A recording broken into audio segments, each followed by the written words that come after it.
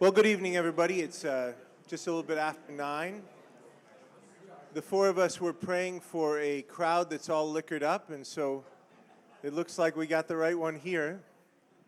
I'm really honored to be able to moderate this panel tonight with our distinguished guests about the future of Catholic media. Of course, we're joined by Michael Warsaw. Michael Warsaw is the chairman and CEO of EWTN, the Eternal Word Television Network. He joined EWTN in 1991 and worked for many years, hand in glove, side by side with the great and late Mother Angelica, whom we all miss very much. And he's done just great work at EWTN, expanding its market in every direction. And in 2017, Pope Francis named him to the dicastery on communication. So let's welcome Michael Warsaw.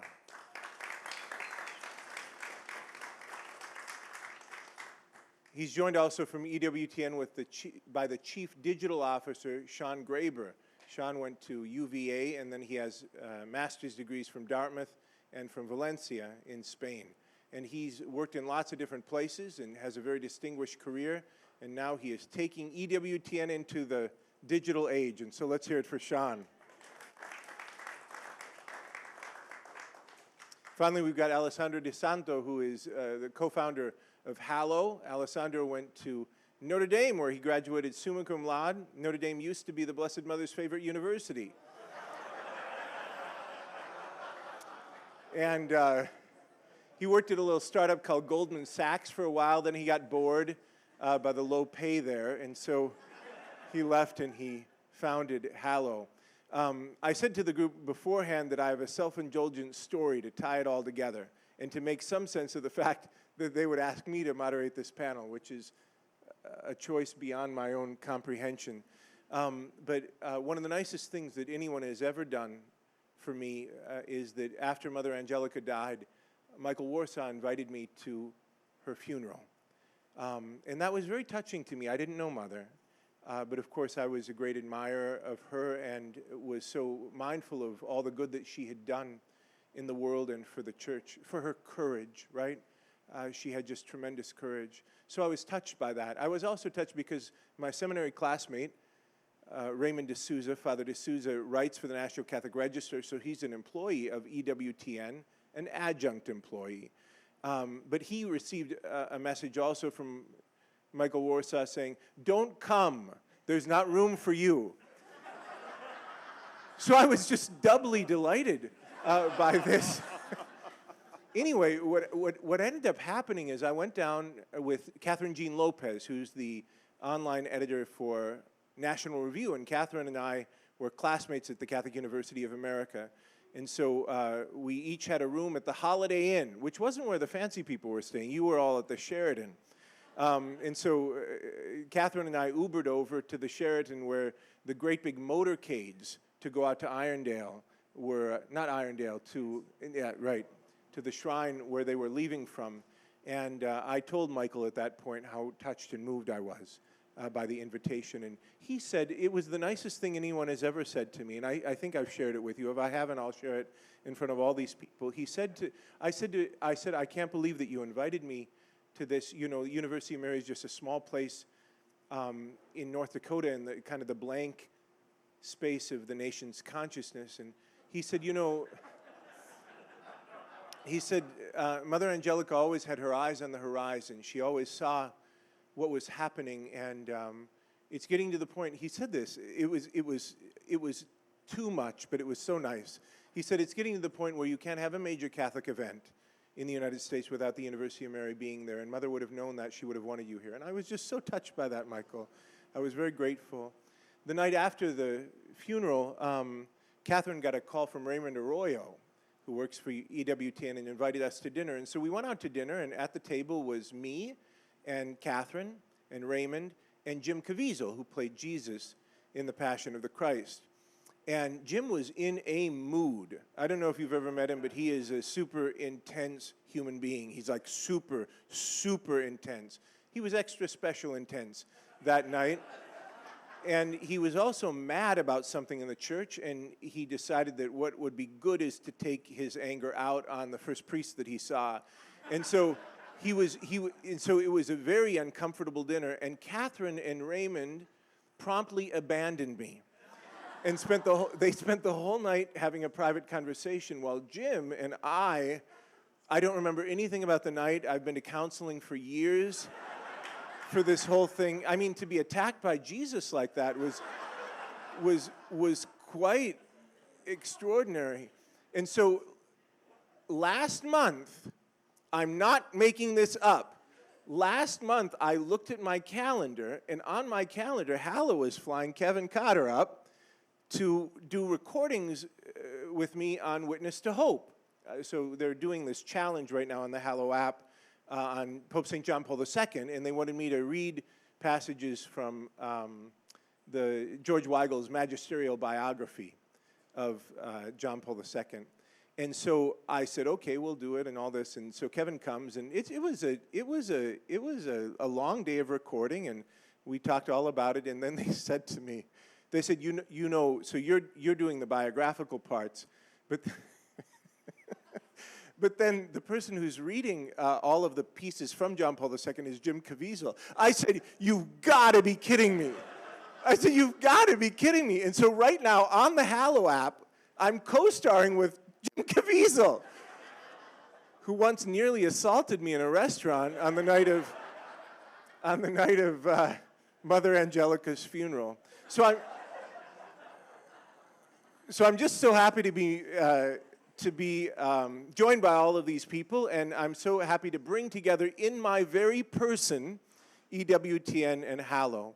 What's interesting, I think, and maybe the reason that all of you have come, is that EWTN is this legacy provider of Catholic content, right? The story of Mother Angelica and her courage and the growth of EWTN is just extraordinary. And Hallow is kind of on the cutting edge. They are the cool, hip, new arrival on the Catholic space. And so I'm interested, and I think maybe all of you are interested as well, in hearing from these leaders in Catholic media where things are going in terms of reaching people with the gospel. So I wonder if we might start with Michael Warsaw. Michael, why don't you just say a word, if you're willing to, about your relationship with Mother Angelica, about what you learned from her, and where you see us today. What space are we in this moment? Sure, happy to, Father Monsignor. I was just thinking as you were telling your Jim Caviezel story from the funeral, so I have a Jim Caviezel story from the funeral as well. And that is, I was standing alongside Mother Angelica's casket in the church, and Jim came in, and I welcomed him and told him how grateful I was that he was there. And he said, yes, thank you very much. Where is the restroom? So anyway, I think you probably fared worse than I, but anyway,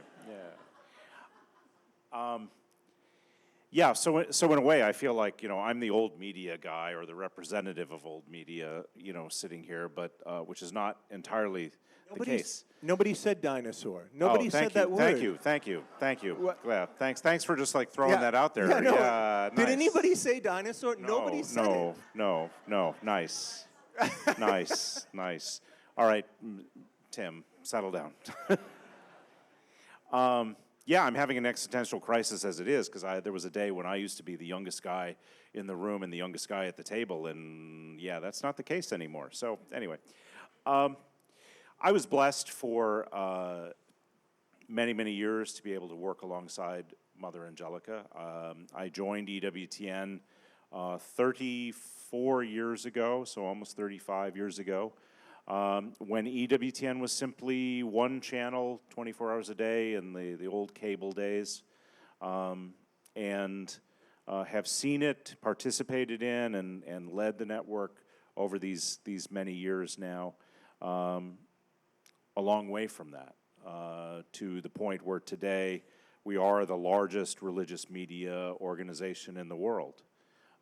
We operate 10 global satellite networks around the world in multiple languages, 26 regional television channels in places like Ukraine. We have a Ukrainian channel. We have a Polish channel. We have a Hungarian channel. We actually have a Norwegian channel. There are 50,000 Catholics in Norway, but they have a channel just for them. We have services throughout Africa, Asia, the Latin American continent, the Middle East, and the Pac Rim.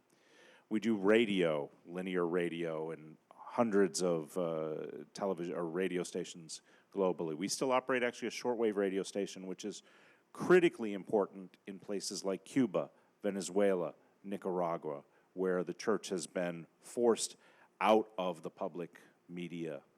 And we are still there. We are still a part of that. We were in 1995. Were you guys born in 1995? Oh, yeah, okay, all right. Father, Monsignor wasn't, no. I was in college. Oh, okay, all right.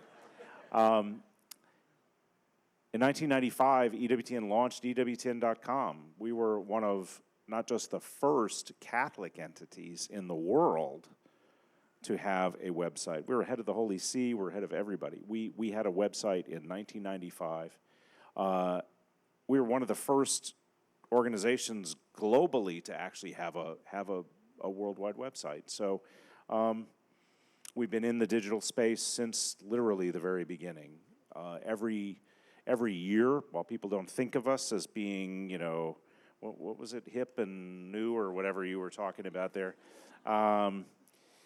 we've been in the digital space since the beginning. We were at the beginning of social media. We were and have had a play in all of that since the very beginning.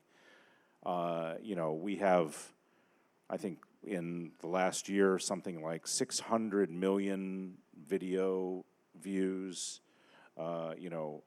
6 billion social media impressions. I mean, we're definitely in that space. At the same time, we also still continue to print the National Catholic Register newspaper. There we go. Hey, Register fans out there, you're good. You get an extra 6 month subscription. So, oh, it's Monse. Oh, okay, all right. But I think to go back to Mother, she was a pioneer. She is officially declared and recognized as a pioneer of the cable television industry in America.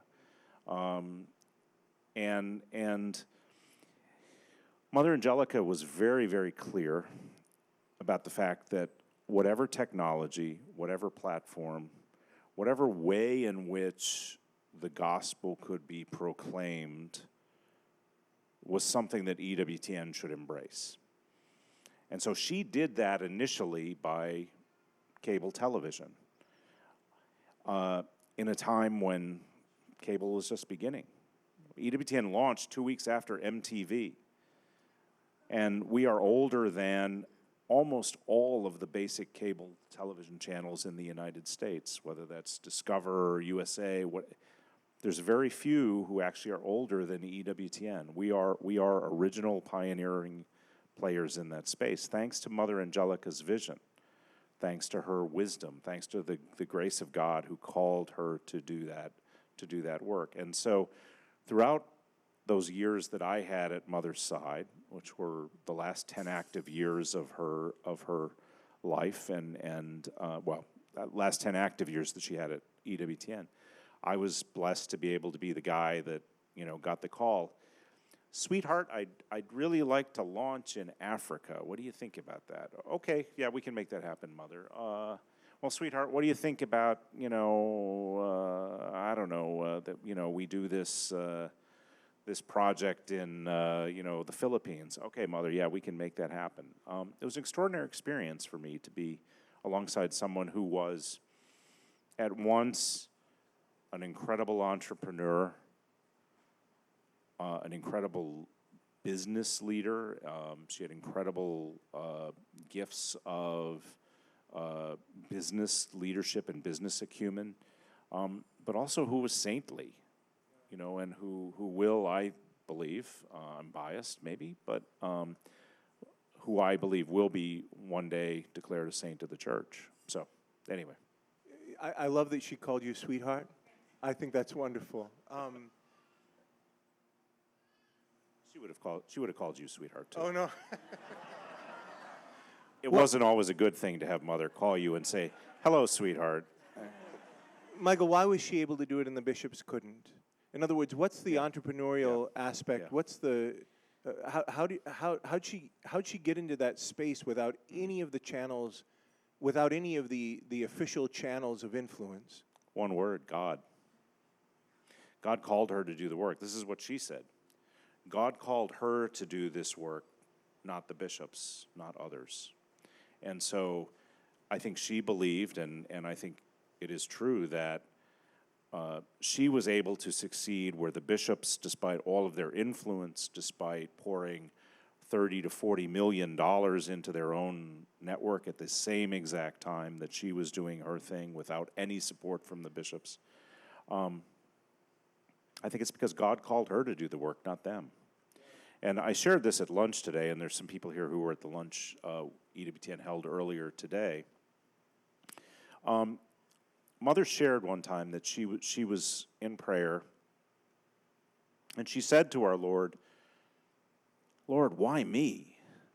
I mean, and so we all can relate to that. I mean, how many times have any of us said, "Lord, why me? Why me? Why am I doing this?"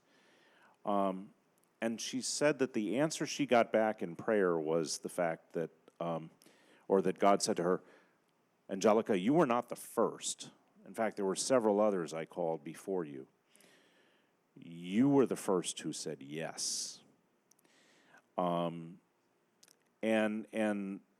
I ponder that, I meditate on that often because, I think for all of us, whether it's being called to start a global media network or in whatever ways we're called by God, we have to say yes.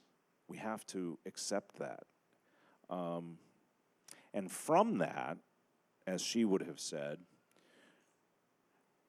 she dared to do the ridiculous, and God accomplished the miraculous through that.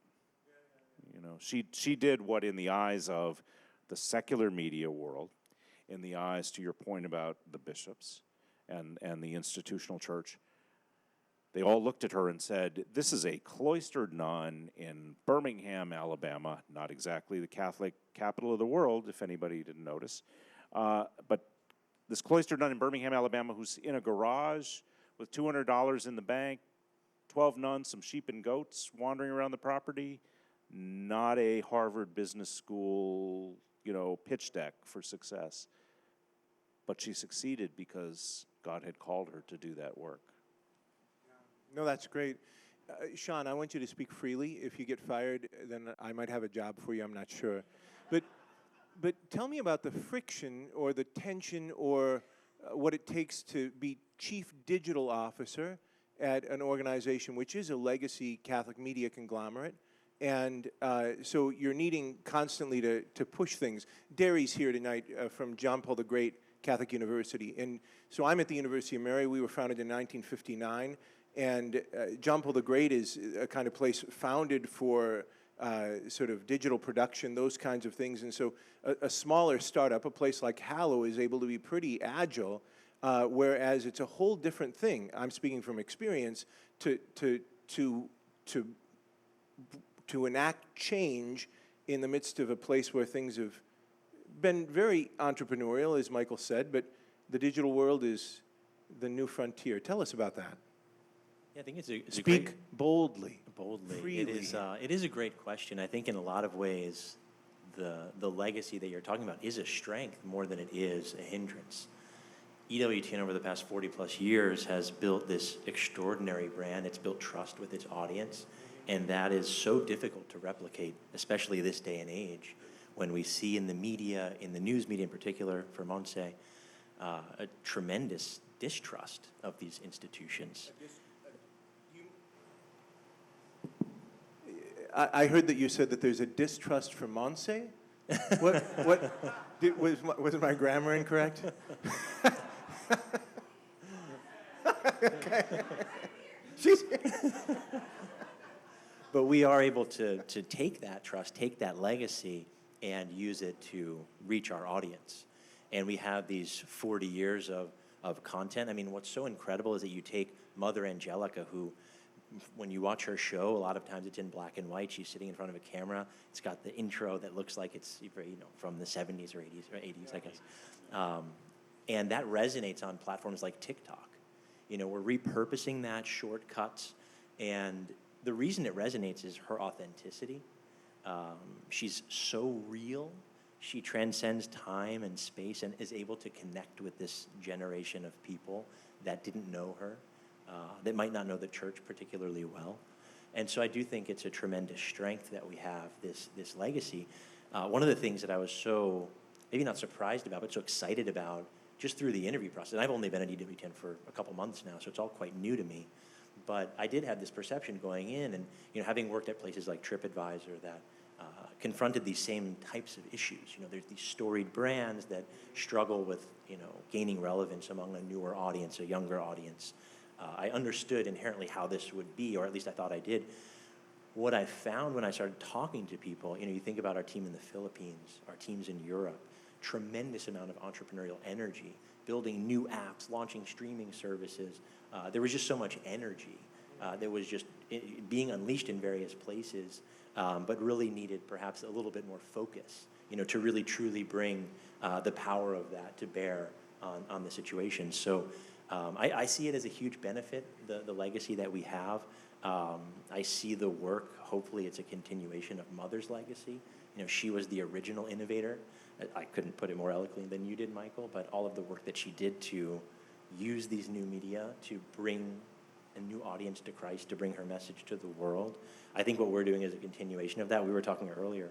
I think if Mother were here now, she would be taking advantage of these means of communication, hopefully similarly to the way that we are. And so there's a lot of opportunity to invent new things. And, Peter's somewhere here making all this amazing new content that complements what we have. But fundamentally, it's the same thing. Maybe one more thing I'll say before, passing it back, is the opportunity that we have here with digital media. TV and radio are wonderful. But it's a one-to-many kind of a thing. With digital, we really have the opportunity to meet people where they are. And I think we're coining this term of, digital pastoral accompaniment. We can use algorithms and recommendations to give our audience the right piece of content at the right time that aligns with where they are in their faith life, where they are in their life journey, if they have children, if they don't. That's something that's very difficult, if not impossible, to do in linear media. And so it's not a replacement, but it's a complement. And what's great is that we have this tremendous library of content, again, still very relevant, especially Mother's content, that we can repurpose and make available anytime. And when you pair that with the great creative work that's going on now, whether it's in-house work that we're doing or amazing partnerships, there's so many amazing people here that we're getting to work with as EWTN. We're not always creating that content, but we can be a facilitator. We can integrate, we can bring people together, even give them the means to create. We're building on that legacy, and I think it's just tremendously exciting, and hopefully we're making Mother proud here with the work that we're doing. It's interesting. Mother Angelica does have that timeless quality, like a Fulton Sheen has that as well, and that authenticity is great, especially when you're talking about the digital media, the individual digital accompaniment, or the phrase that you use. I am interested, though, the use of those algorithms and the sort of behind the scenes work of digital media. Is there consideration to how all of that data is used, which is particular in a Catholic context, or is it the same? Are you just thinking about it the same way that Instagram does? Well, I'm personally very privacy focused in the way that I think about things, so I don't think I'm personally thinking about it in the way that Instagram might be. I do think we need to be... Is that fueled by your faith or your Catholic convictions, or are you just skittish? Maybe skeptical. I think a little bit of both. I do think that there is a sensitivity certainly around some of these things. We've seen a lot of scary things with organizations targeting people of faith. So we do need to be careful about that. I think we can do this in a privacy-forward way. But the underpinnings are similar in that, we see what people like and we can recommend other things. Of course, there's also a manual curation aspect to that. So we can also promote devotional content, the Mass, in addition to maybe, content that aligns with what folks are looking for. So there's always that tension between, recommendation engines, algorithmic recommendations, and then the human judgment of, I think we should put this up there, or it's new, or it's exciting. But we definitely have to have an eye towards privacy. And in my prior work, luckily I've worked for companies that take that very seriously. And we definitely need to continue to do so in EWTN because that data can be quite private. And we will do that as we, continue to build our platforms going forward. Thank you, Sean. Alessandro, I was moved by Michael's story about Mother Angelica in prayer. I don't know how many people said no before you said yes to leaving Goldman Sachs to co-found Hallow. But tell us about your story as a founder, and why did you say yes, and what is Hallow up to? Very small questions. So, that was what you might call an unconventional decision or an ROI negative decision is how my peers might have put it at the time. So brief context, I come from a big Italian-American family. My mother was born and raised in Italy. My grandparents moved in when I was born, never learned English. My family ran pizza shops, homemade wine, big garden. So like Italian Catholic, sometimes in that order. And so that meant Catholic grade school, high school, and ultimately college at Notre Dame. And I always gravitated more towards the intellectual experience of the faith. I took Aquinas as my confirmation saint. I think Father Aquinas is here, so carrying on the legacy, no pressure. But I didn't allow that, I can go 10 rounds on the Summa or the Catechism or whatever. I knew all the rules. I was really good at the theology class part of life, but I didn't allow that to grow into a personal spirituality or life of discernment. And so, going to Mass, doing what I was supposed to, volunteering, Eucharistic minister, career and everything else was like for me to figure out and do whatever I wanted, which resulted in working really hard to make a bunch of money and being successful in the eyes of the world and my peers. Hallow does not exist because we sat down and tried to come up with a really good idea or business plan or something like that. It was a very unexpected series of experiences in our own spiritual journeys. So I'm one of 3 co-founders in a broader founding team of 6. And we really, a group of friends that went to Notre Dame together and went into different career paths. And we were catching up on the weekends as friends. And we realized there were 2 really big sets of issues that we were going through. My version was I was working 7 days a week, 90-hour work weeks, legitimately, like all the time. Thank God my now wife stuck through that part of the journey because that was pretty hard. But I liked the work, but it was super stressful. And so I was trying to find just a little bit of peace in everyday life. And I did not at all identify that as a spiritual need, which looking back was a big miss. For me, it was physiological, right? So I went to kind of the heart rate, the blood pressure, the anxiety stuff, which is so part of our modern culture. My then best friend, now co-founder, Alex Jones, no relation to InfoWars, so we get a lot of crazy tweets every once in a while. He had fallen away from his Catholic upbringing and had gotten really into mindfulness meditation using an app called Headspace. And he was using it every day for almost 4 years. And so he looked at me, his friend who was, struggling with working all the time. He said, "Hey, you're pretty stressed. You should try meditation. Maybe that could help." I said, "Look, if I can fix my life in 10 minutes a day, that's an ROI positive decision." So, sure. So I started doing that almost every day for 4 weeks. And the way I described the experience is that it was helpful from a physiological perspective. But as soon as I created 10 minutes of silence, all of these, what I would now call small v vocational questions, popped up in that space. Like, well, what are you doing with your life? Did you ever stop to think not what you want, but what God might be calling you to do? And that was a big, scary set of questions. I did the opposite of what you're supposed to do. I said, ain't nobody got time for that. I swept those questions under the rug, ran away, and went back to working all the time. Meanwhile, thank God, Alex met his now wife, fell in love, Megan, and was going through pre-Cana. And being a McKinsey consultant, so we had the consulting versus finance stuff going on, he was thinking, like, if I'm going to jump through all these hoops to get married in the church, I might as well figure out if I actually believe in God or not, which is good logic. So he said, okay, where do I get started? So being a millennial man with a big question, he went to the only place to answer that, which is YouTube. Right? He's like, does God exist? Proofs of the existence of God. And found people like Father Mike Schmitz, Bishop Barron, and others, and became energized about his faith again. But then would watch things like Sam Harris, Richard Dawkins, New Atheism, you don't need God type of stuff, and be confused again. So he's bouncing back and forth. But he kept coming back to this idea that growing up, he was always told, you could talk to this guy, meaning God. And if you can have a personal relationship with him, then why don't I just do that? He must be real if I can, talk to him and hear back. So he said, all right, God, I'm going to try and talk to you every day for 2 years. If you want me to know you're there, this is your window. Now, we are not supposed to put God to terms. There was a lot of pride and hubris in that demand, but it wasn't 2 weeks or 2 months, it was 2 years. But he didn't know how to have the conversation. And so he called a former rector of ours, Father Pete from Notre Dame, who now runs campus ministry. Certainly Our Lady's favorite football team. Okay, so we can agree to disagree on the rest. Alabama, Well, yeah. has had a Catholic coach all the time, so it's I have to weigh in there. You just crossed the line as far as I'm concerned. So. Yeah. With Okay. the liquored up crowd, we're going to get a fist fight going. Yeah. It could happen. There we go. Anyways, he calls Father Pete and says, yo, FP, quick question.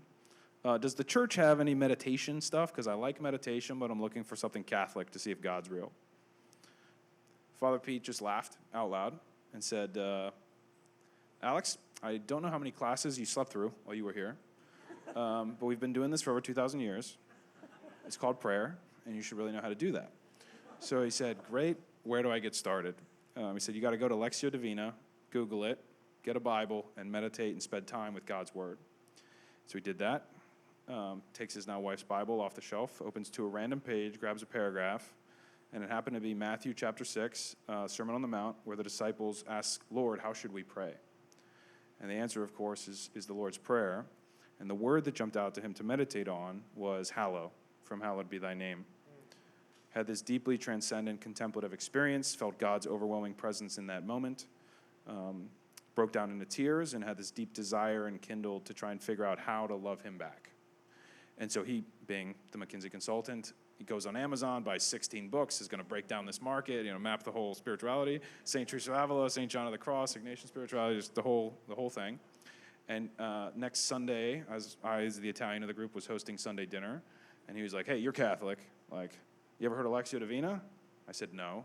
He said, you ever heard of the Examen? I said, no. He said, have you even heard of the Rosary? I said, I know what the Rosary is, all right?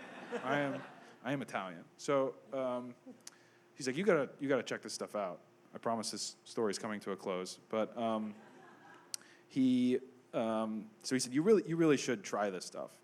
And so I started doing Lectio in the morning, spending time with the Word, and then the Examen in the evening, reflecting on my day, looking for what the Jesuits would call consolation and desolation, right, in my day. And that, they immediately clicked as the tools that I was missing to answer those big, scary questions that I had been running away from of, Lord, what do you want from my life? Not in this big, scary academic way, but like in the here, the now, on Thursday evening, and in this room. And we're talking more and more about this as friends. We're talking to each other. Hey, did you try this? I found this blog. Try this prayer. We're getting pretty energized. We're like, wouldn't it be awesome if instead of having to stack up all these books in the corner of our apartments, we could be guided in the same audio-guided way that these secular meditation apps that we were using, but for authentic prayer. There's a bunch of stuff on YouTube, and that's great, but the ads were pretty disruptive. And so we just thought, it can't be that hard to code a simple like play pause button. We'll record some friends reading scripts, doing this stuff. And we did that. The more time we spent on it, our friends and family wanted to check it out. And it was really seeing the graces that started to come into their life of just committing to 10 minutes a day in daily prayer that kind of hit us in the head, like, hey guys, instead of thinking about like what is discernment, why don't you do something? And why don't you think about this? So we took it to prayer on a Saturday morning in October of 2018, discerned a pretty clear call to like go help the world pray. 2 Mondays later, walked into my partner's office to quit to go build a prayer app. So that was 5.5 years later. I apologize for going a little long there, but that's why we exist, to help people pray and learn the things that we missed in our lives and have given purpose and meaning to us. Yeah.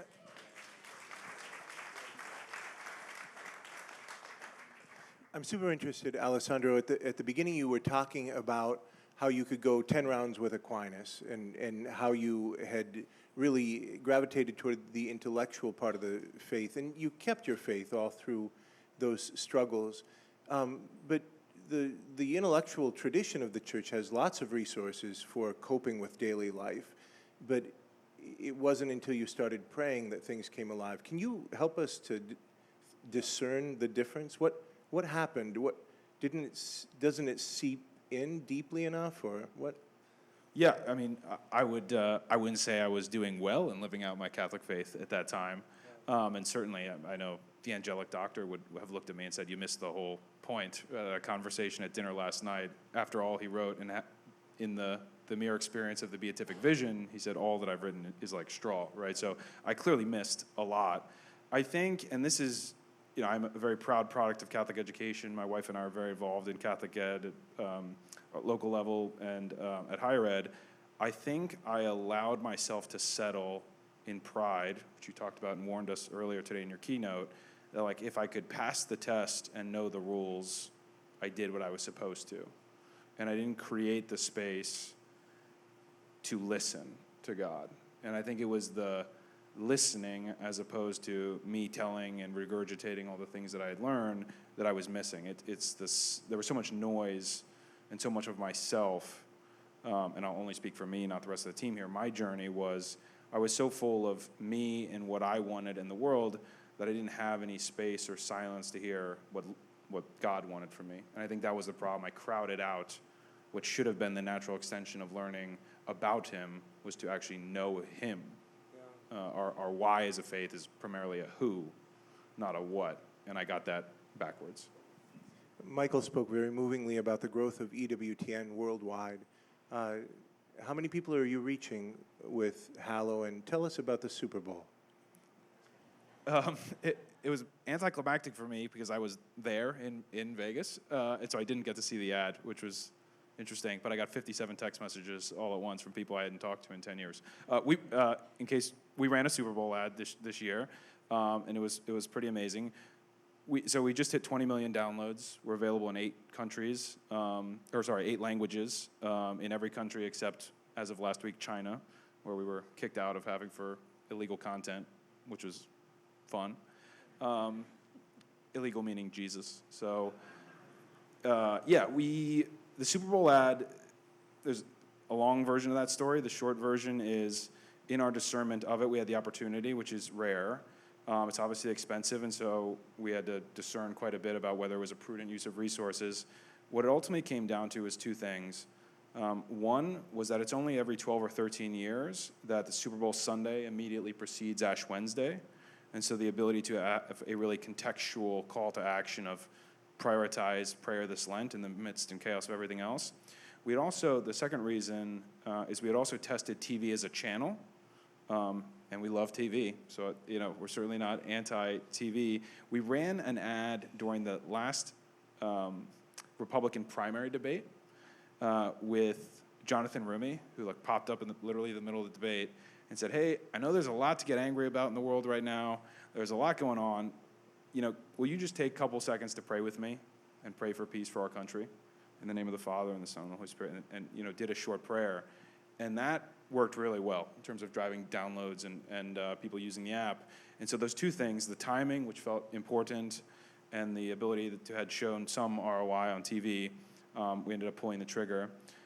We ended up having over 2 million downloads in February, which is when Lent was this year. Shortly after Ash Wednesday, we were the first religious or wellness app ever to reach number 1 in the App Store across all apps, all above TikTok, Netflix, Google. It was incredibly, incredibly humbling. And I think it's a testament to the power of media, obviously done well and done oriented towards the right thing in a world that's so full of noise and distraction and division. A message of peace and personal relationship with Christ, I think, can actually cut through that. And I think we've benefited immensely from kind of that dynamic. Yeah. Thank you very much. So a question for all of you. We're living in one of these times in history when there's some seismic shifts that are happening, and people are disengaging from faith in a pretty rapid way. How in this environment can Catholic media of all kinds engage those who are disengaging? How, of course, there's grace, but how, using our meager human resources, how are we able to quicken the activity of God in the heart of those who stumble across or come into contact with our content? No, please, go ahead. Well, I was going to jump in to say that, we have to reach people where they are. There are so many amazing stories as I've met people at EWTN, quite literally of, hey, I was flipping through the channels one night, came across Mother, and the next weekend I was driving down to Birmingham to meet her. And, that was a way that we could reach people earlier on when there were few channels, and, you could have that experience. Today we need to find people where they are. So we do have television channels and radio stations. We have our own apps, which we're in the process of rebuilding, and very excited about that. But the folks that are losing their faith, the reality is they're not going to come to any of those places. And so we need to go out where they are and reach them, whether that's on TikTok with the content repurposed from Mother Angelica's past, whether that's partnering with, there's probably people in this room, exorcist files and these kinds of stories that are catechetical and Catholic in their essence, but also have, I would say, an entertainment value as well. You can go out and capture it. It scares us. Have you guys ever watched The Exorcist Files? It's very scary. I had to sort of abandon it at one point because it was really freaking me out. But you can actually be scared by that unless you believe that it could be true. And so I think we need to embrace these new forms of media and then also tell stories that captivate people. And the great thing is that, well, we all know that we have the truth and the fullness of that truth, but we also have amazing stories to tell. And if we can combine those stories, put them in the right place at the right time, grace is going to have to work for us without a doubt, but we're putting ourselves in contention, right? And I think that's what we have to do, and then maybe the rest is up to the Holy Spirit, but there's a lot that we can do ourselves to put the right conditions in place for the Spirit to work. I think, so first of all, I think our job as Catholic media, and it'd be interesting to hear whether you define yourself as Catholic media specifically or not, but that's an aside. I'm doing your job, sorry. No, I think our job as Catholic media is to do what the Church has always done. 1538, Vatican Press began. 1931, Vatican Radio.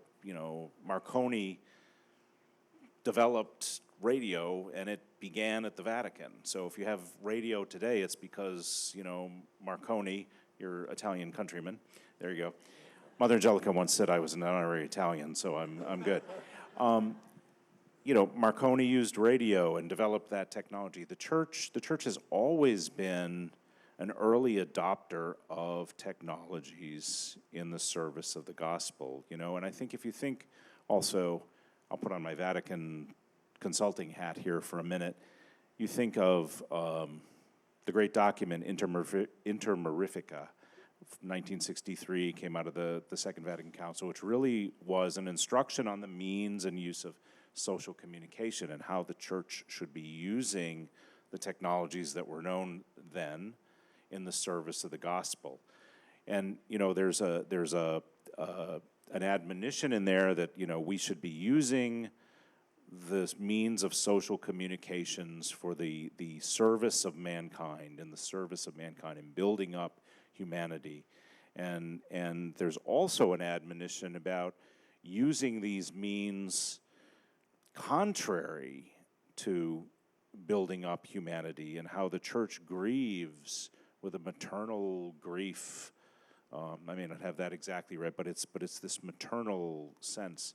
And I think we always have to stay rooted in what the Church says the purposes of media are. And so as those of us in Catholic media who have media platforms, I think our obligation is to serve mankind as the Church calls us to do, to preach the gospel and preach the truth and to put the truth out there. I think one of the biggest problems we have today, whether it's in secular society or in the Church itself, is a lack of willingness to stand up for and speak the truth. I mean, our mission statement at EWTN from 44 years ago is the advancement of truth as defined by the magisterium of the Roman Catholic Church. And so everything we do is judged in that way, you know? I mean, whether it's EWTN News, and I'm looking at Monse over there, who knows that the day she walked in, one of the first things we talked about was that is the standard by which everything we put out must be judged, the advancement of truth. And I think we live in a post-truth world. You know, I've written a lot about this. I've talked a lot about this. We're in a very, very odd time. You've written a lot. You've done a lot on this topic as well. We're in a post-truth world where people just simply disregard objective facts as if they're, you know, disposable. So I think what we have to do in Catholic media is to go out there in the marketplace in every single platform, in every single medium, every way we can, and say, no, there is objective truth. Hello, people, yes. There are facts. There is natural law. There are objective truths. You know, and if you get on board with that, you're going to find the answers you're looking for. So that's our obligation as I think as Catholic media platforms and as Catholic outlets. We're a little different, obviously, than you in many respects, in news and some of the other things that are not really part of your approach, but which have an important role to play in that advancement of truth. So anyway. Yeah, I mean, I would echo, maybe piggyback on the last point.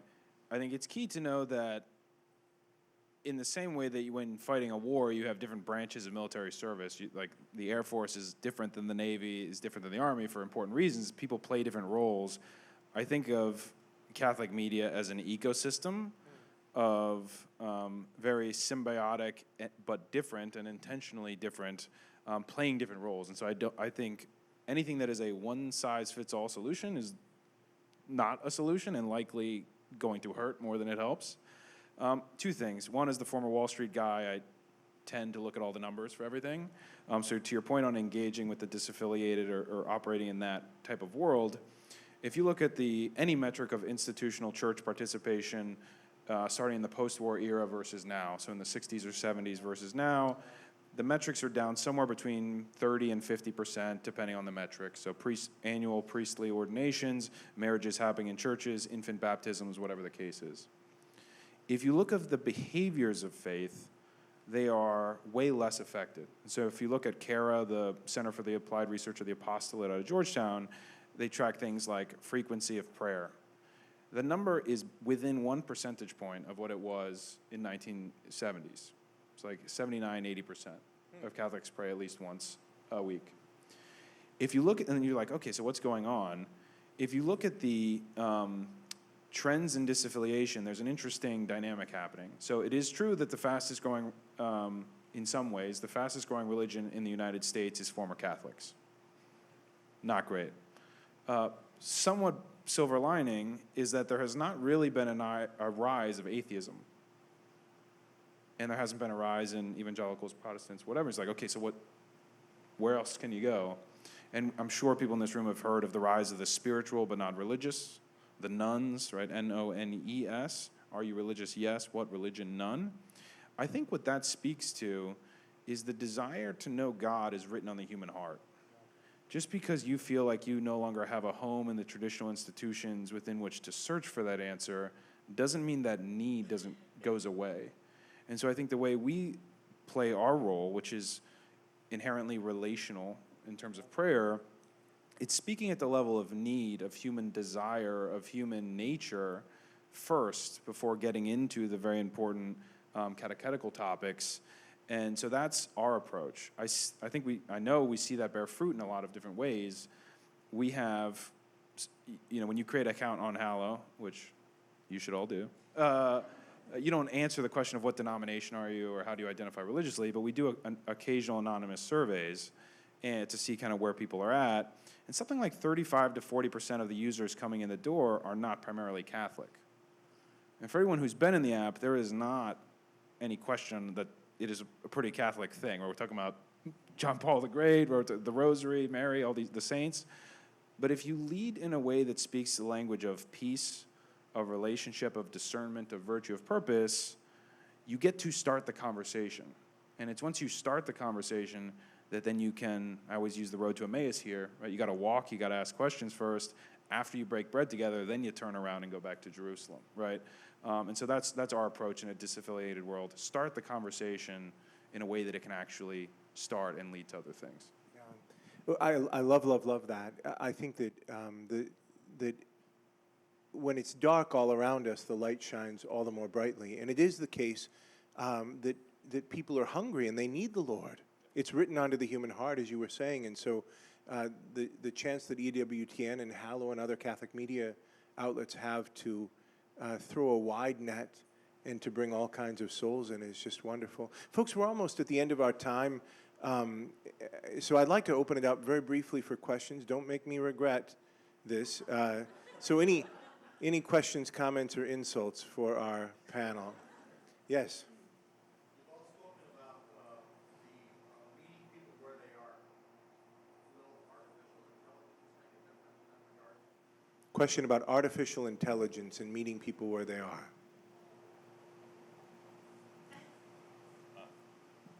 Do you want me to have ChatGPT do an answer? Yeah, And that'd be just- great. Yeah, I'll just read it. Yeah, why don't we take a break? We'll let him do that. Look, I think. Well, let me answer it in this way too. From again, putting on my Vatican hat, that there's been a lot of time spent at meetings that I have been involved in at the Holy See, debating the question of AI. And it's a very, honestly, very contentious issue within the communications thought leaders of the Holy See as to whether AI is, a net benefit or a net negative. I think right now the pendulum swings more in the net negative. I think we've seen that in terms of some of the comments that the Holy Father has made about AI, and trying to encourage governments to intervene to control AI. So I think there's a lot more thought and a lot more discussion that has to go into that. I think at a practical level, generative AI is got really good benefits. There are many things that we can do with AI that will benefit our apostolates. We've talked about this. We're using some of that. I'm sure you're using, in some form or fashion, some form of AI. But it's still kind of a wide open and Wild West frontier. I think we all, perhaps in this room at least, because we're all presumably pretty well-informed Catholics, we saw sort of the debacle of Catholic Answers and what they did with all due respect to my good friend Chris Check, kind of what they did prematurely with AI and how that sort of went really badly, really fast. And I think that's the risk of AI right now, is that it has so many benefits and the potential for so many benefits, but it also has great risk. And if you're not very careful and deliberate and intentional about how you're employing those technologies within your apostolate, it can go really bad fast. So I don't know if... Yeah, two things. One, if you want to have a really long conversation with this, including some alcohol, you should get Father Philip of the court right there. He is one of the church's leading voices on this and spent a lot of time in around the Vatican. And there'll be an upcoming conference at the Pontifical Academy of the Sciences on this topic and in the Catholic context. Father Philip will be leading, and excited to be joining. I think two things. One, all technology are tools. St. Paul covered a lot of ground. He also wrote a lot of letters. He used everything he could use at the time to advance the gospel. I think that's my fundamental posture towards our technology. Is this a sea change that is a fundamental new type of technology that we need to think through the new ways in the same way we, thought through radio differently than we did TV and the internet? For sure. With great power comes great responsibility.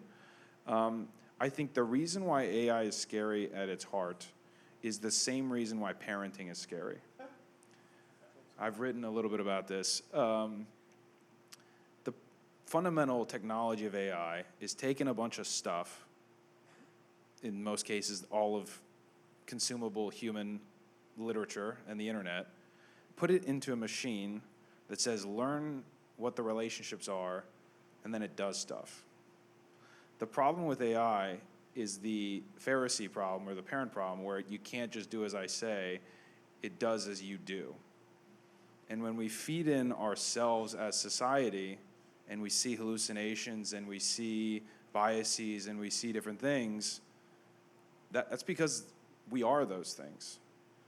And so I think we need to ask the questions differently in this new type of technology, knowing that it's not a discrete programmable thing. It is a mirror just as much as it is a tool for generation. And I know that's like a high philosophical answer and less practical, where there are a lot of practical applications, but that's my core posture towards AI.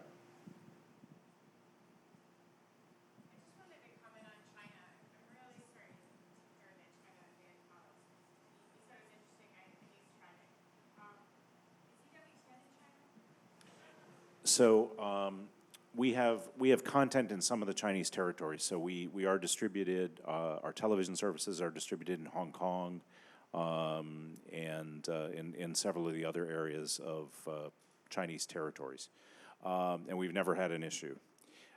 We are not distributed via television in mainland China.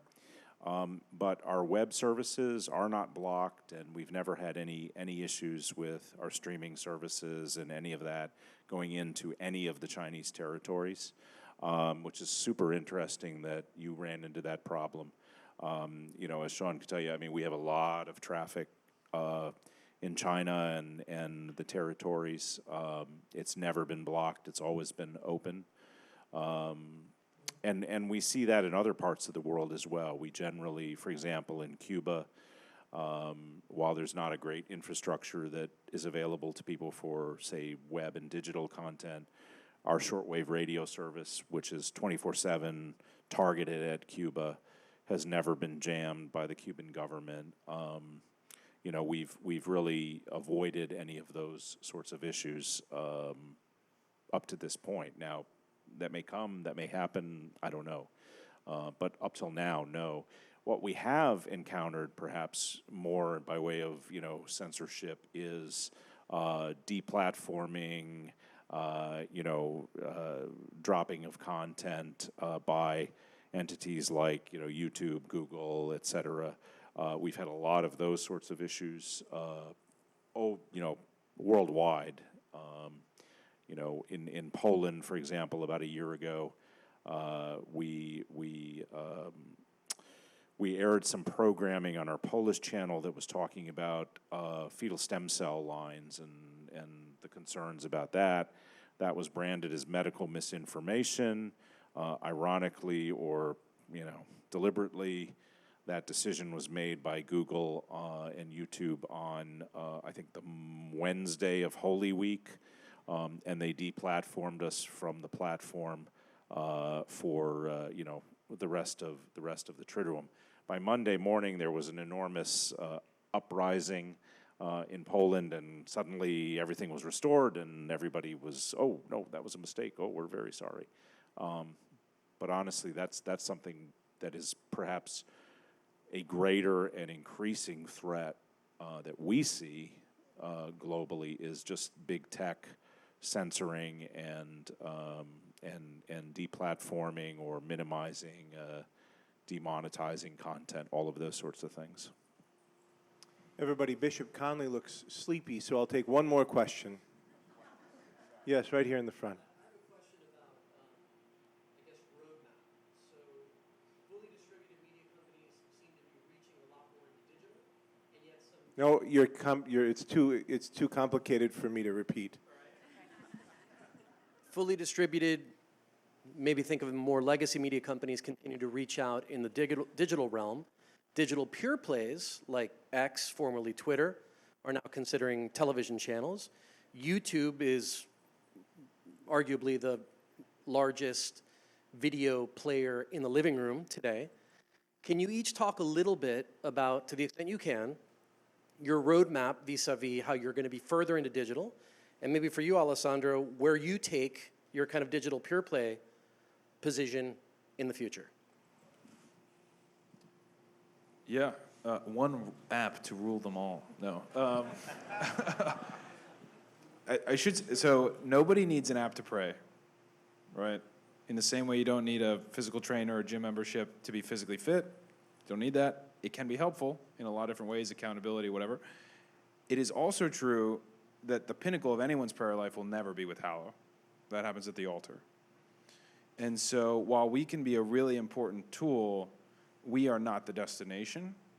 And so we are thinking very intentionally about how we get people, so starting the conversation, reaching the disaffiliated and the engaged digitally, building the daily habit of prayer to answer that scriptural call we all have from 1 Thessalonians to pray without ceasing, but then having a journey that ultimately leads towards sacramental communal life. And so out of the digital and the personal into the communal and the physical and the sacramental. And so we ran a test last fall to see where our people were across the world, or the US rather. And we added a little tab called Communities. And you had to type in your parish, you join a wait list, you couldn't do anything else. Literally just to see what people would do. Very passively, without us ever telling anyone to do anything, we had at least one active person go in and proactively join over 75% of the parishes in the United States. So we've got a lot of people all over the place. So we're now asking the questions of, okay, how can we steward this audience of a bunch of people with individual prayer lives back into local parishes, back into local church? Next month we'll be launching a parish functionality so that you as a parish team can engage with those people that proactively join the parish, in addition to those that are maybe 10 blocks down the street and haven't been there in a while, but are praying every day. And so we think of ourselves as building the glue and the infrastructure to be able to start with the individual, but make sure that that individual is part of the one body of Christ, because it's in that oneness that we are redeemed through Christ. So we're very much thinking about it both and as a journey. I'll offer, I think, there are a lot of exciting things I think we're working on. Perhaps I'll offer one tenet that's really guiding a lot of the work that we're doing, and that is really the pursuit of beauty. I talked a little bit before about truth, goodness, and beauty. And, the reality is, and I think actually, to be quite complimentary of Hallow, I think this is one of the amazing things that you've done for the Catholic tech space, is elevate what we can expect of apps that are religious in nature. They're very beautiful. The design system and the look and the feel. And I really admire the work that you all have done there. And I think it's raised the bar for all of us. And it's shown us by example that folks that are looking for these kinds of experiences, religious experiences, don't have to settle for something that looks sort of old and maybe not that great. And that's one of the things that we're prioritizing. We were in this room earlier. We unveiled some of the designs, the demos of what we are going to be launching here in relatively short order. And it's beautiful. The design is really beautiful. And for us in the media space, a lot of video and all of this, we are competing with Netflix and Amazon Prime Video and all of those platforms that are vying for folks' attention and their mind share. We need to have the features, the functionality, the look and the feel in order to attract those people, particularly people that are not already familiar with us, who are perhaps going to find the show or the person that they really like to watch, but they're encountering this for the first time. We need to be on that playing field. And so there's a lot of other really cool things that we're doing for sure, but that's one of the tenets I think that we're really bringing to this new kind of next initiative, and EWTN Plus, which is the name of the spate of apps that will launch across all of these different streaming platforms. And I think the reception today was great. I mean, I don't know if Len is in here, but we have just a tremendous design team. And I think you've led the way in a lot of ways in that, and it's really great. I think as a Catholic world, we can aspire to truth, beauty, and goodness, and hopefully it'll be an exciting unveil when we get to share all of this with the world. Yeah, I think for us, I think Sean spoke quite eloquently there for EWTN, but I think for us it's about continuing our mission. Our mission remains unchanged. the way in which we deliver content, the way in which we are and will continue to execute that mission is evolving. It's evolving just as the media landscape is evolving. So at our core, we are still very much the organization and the space that Mother Angelica founded in 1980. But as we move forward, the way in which we deliver that content and execute on that mission will be increasingly digital. It will be increasingly about aligning our organization along a digital path because of the benefits of the digital path. And EWTN Next, which we've launched today, I'll talk about tomorrow morning, is that vision of how we move forward with truly that next generation of Catholic content experience. How we bring the benefits and the blessings that EWTN has brought into so many lives of so many people over these last 4 decades, how do we bring that to the next generations? Whether that's millennials or Gen Zs or Gen Alpha now, my granddaughter. How will my granddaughter be able to benefit from the content of EWTN when she is a little bit older? So for us, that's our focus. It's not walking away from our past. It's maintaining all of those linear channels and all of the benefits and all of the things we've done, and we'll ride that out till the end of linear television. But we're pivoting to that digital future because we have to. It's not just about survival, it's about being able to be missionaries to that next generation that is coming and to meet them where they are and consuming content in the way that they consume content, producing content in the way that it's delivered in the digital space. That's our task, to continue that and to reach all 1.5 billion Catholics in the world. And then there's several billion more people after that we need to go after. And that's what we're trying to do, and that's Sean's job. No pressure. But that's why we created this role. How many billion was that? I'm sorry? How many billion was that? I don't know, it's about six or so, but you got this. It's good. That's why we created this role. That's why we've launched this initiative. To be that best in class, that next generation entity that brings the gospel to future generations. Everybody, these 3 gentlemen and those who work with them reach millions upon millions with the message of Christ and the gospel. Who are we that we should have the honor to spend an evening with them?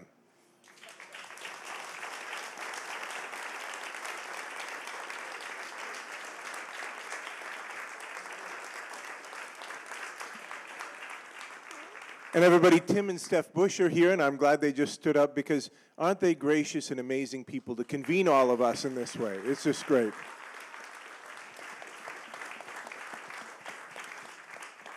And did I mention that on Hallow currently is a challenge on the life of St. John Paul II starring me and my very dear and good friend, Jim Caviezel. Have a good night, everybody.